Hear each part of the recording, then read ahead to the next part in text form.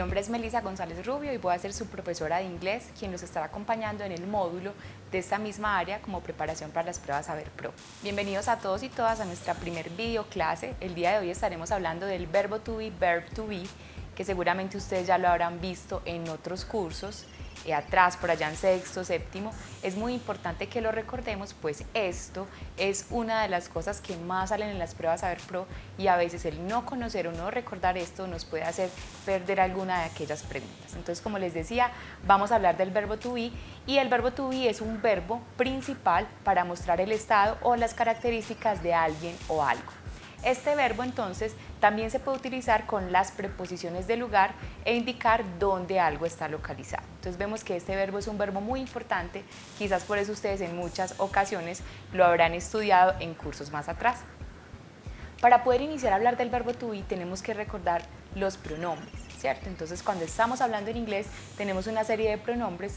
El pronombre I es para decir yo, el pronombre you es para decir tú, y, él, she, ella, it, esto o esto, we, nosotros, you, ustedes y they, ellos. Cuando conocemos estos pronombres, entonces vamos a saber o vamos a recordar cuál es el complemento que necesita el pronombre cuando estamos hablando del verbo to be. Entonces, en este cuadro que estamos mostrando a continuación, vamos a ver que cuando utilizamos el pronombre I, vamos a poner am. Entonces decimos I am. Y lo podemos abreviar o poner en una forma un poco más corta que es am. Y luego tenemos you, con el pronombre you vamos a agregarle are, entonces you are, y lo podemos abreviar también your, de esa manera. Luego tenemos el pronombre y con los pronombres he, she o it vamos a agregar is, entonces vamos a decir is, she is o it is, y también tenemos una forma corta para poderlo abreviar. Ya con los pronombres we, you y they vamos a agregar are, entonces vamos a decir we are, you are y they are. Y también tenemos las formas cortas para poder abreviar esto.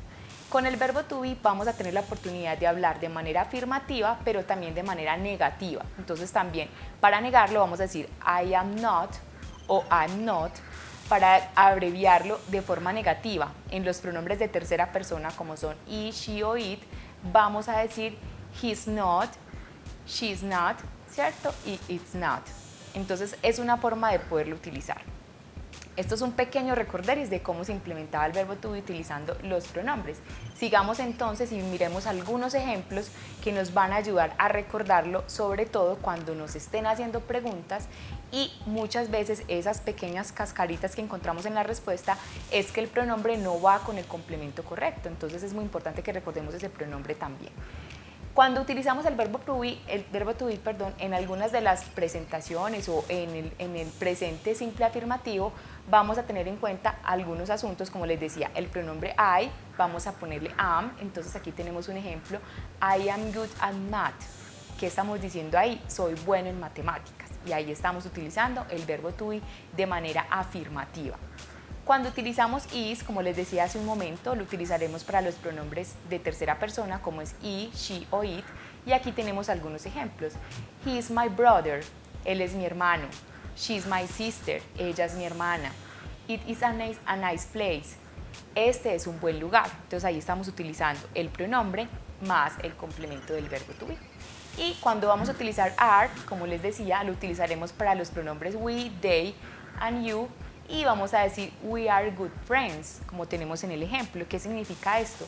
Somos buenos amigos. Estas pequeñas cosas, como les digo, van a ser muy importantes para tener en cuenta. Ahora vamos a resolver este pequeño ejemplo que tenemos aquí, que es muy básico. Ustedes dirán de pronto es muy básico, pero nos permite recordar, como les decía, estos principios bien importantes del verbo to be. Entonces, ¿qué tenemos que tener en cuenta? Entonces, el pronombre, el sujeto de la oración y el verbo, que ya sabemos que es el verbo to be, y cómo lo vamos a complementar. Entonces tenemos un primer ejemplo que dice I am, tenemos un espacio at school, y en la caja de abajo tenemos las opciones cortas donde abreviamos los pronombres en el verbo to be. Entonces, ¿cuál pondríamos ahí? Am, este lo pondríamos ahí en ese espacio, sería el que iría en ese lugar. She is in Australia, entonces ¿cuál iría ahí? Pues she's, porque lo tenemos de forma abreviada. En el que sigue nos dicen el pronombre they are, y ya sabemos que they are, como vimos en la tabla anterior, lo vamos a poner de forma corta, their, y ahí vamos a estar abreviando ese pronombre utilizando el verbo to be. De igual manera lo hacemos con you, you are, your, in it, its. Entonces ahí tenemos las formas abreviadas del verbo to be. Esto fue un pequeño recorderis de este tema que es bien importante y que, como les decía, pues seguramente ya lo habrán visto en cursos anteriores, pero es bueno que lo vayamos recordando. Espero que les haya quedado muy claro este tema y lo tengan en cuenta para las pruebas Saber Pro. Hasta una próxima ocasión.